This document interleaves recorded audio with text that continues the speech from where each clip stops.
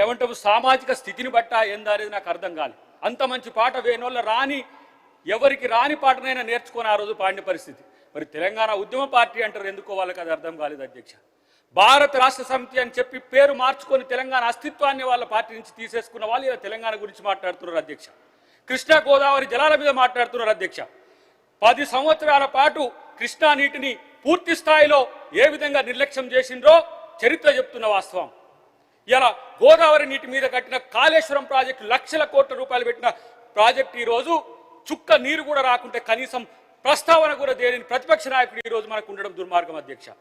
ఎందుకు ఈ పరిస్థితి వచ్చింది?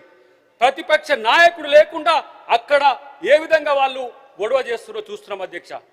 రాజకీయం చేసుకోవచ్చు కానీ ఈరోజు ఒక పద్ధతి ప్రకారం అబద్ధాలను ప్రచారం చేస్తారు. కాళేశ్వరం అంటే ఎవరో కూల్చిందని చెప్పి ప్రచారం చేస్తారు. ఈరోజు 1,00,000 కోట్లే కనుక ఈ తెలంగాణ బడ్జెట్లో ఉండి ఉంటే ఎంతమంది పేదలకు ఇల్లు కట్టించేటోళ్ళం, ఎంతమంది విద్యార్థులకు ఉద్యోగాలు ఇచ్చేటోళ్ళం. నిరుద్యోగుల సమస్యను మళ్ళీ వాళ్ళే ఈరోజు తెర మీదకి తెస్తున్నారు అధ్యక్ష. 67,000 పైచిలకు ఉద్యోగాలు వాళ్ళు వేయలేక కనీసం 4 సార్లు వాటిని వాయిదా పడితే కూడా ఈ ప్రభుత్వం రేవంత్ రెడ్డి గారి పరీక్షలు నిర్వహించి ఉద్యోగాలు ఇస్తే ఉద్యోగాలు ఇవ్వలేదని చెప్తారు. వాళ్ళు మాట్లాడుతున్న తీరు చూస్తే సభలో కూడా మాట్లాడుకోలేని స్థితి. పక్క వాళ్ళకు పుట్టిన వాళ్ళను మా కొడుకులని చెప్తుందని చెప్పి వాళ్ళు మాట్లాడుతున్నారు అధ్యక్ష.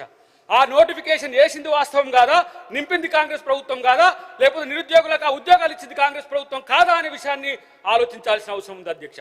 కేవలం రాజకీయాలే. మనం ఫ్రీ బస్ ఇస్తే ఫ్రీ బస్సు వద్దు, ఆటో వాళ్ళని లేపుతారు అధ్యక్ష. ఇలా మూసీ ప్రక్షాళన హైదరాబాద్లో 1,20,00,000 మంది పైచిలకి ఈరోజు హైదరాబాద్లో ఉంటే, నగరం నడి బొడ్డున కడుపులో క్యాన్సర్ లాగా మూసి ఉంటే 6 మీటింగ్లు పెట్టిన అధ్యక్ష. గతంలో 6 మీటింగ్ల మినిట్స్ కనుక చూస్తే వాళ్ళ మినిట్స్ యొక్క సారాంశమే ఈరోజు మనం తీసుకుంటున్నాం. మహాత్మా గాంధీ సరోవర్ అనే ప్రాజెక్టు కూడా ఈరోజు మేము ఎందుకు ఆలోచించామంటే గాంధీ గారి యొక్క ఏవైతే ఆ రోజు అవశేషాలు ఉన్నాయో వాటిని ఇక్కడ కూడా సంగమం దగ్గర ఈసా మూసీ నది సంగమం దగ్గర పెట్టినాం కాబట్టి ఒక సెంటిమెంట్గా గాంధీ సరోవర్ ప్రాజెక్టు కడతామంటే అది 5,000 కోట్లు 10,000 కోట్లు అని చెప్పి అబద్ధాలు ప్రచారం చేస్తున్న పరిస్థితి.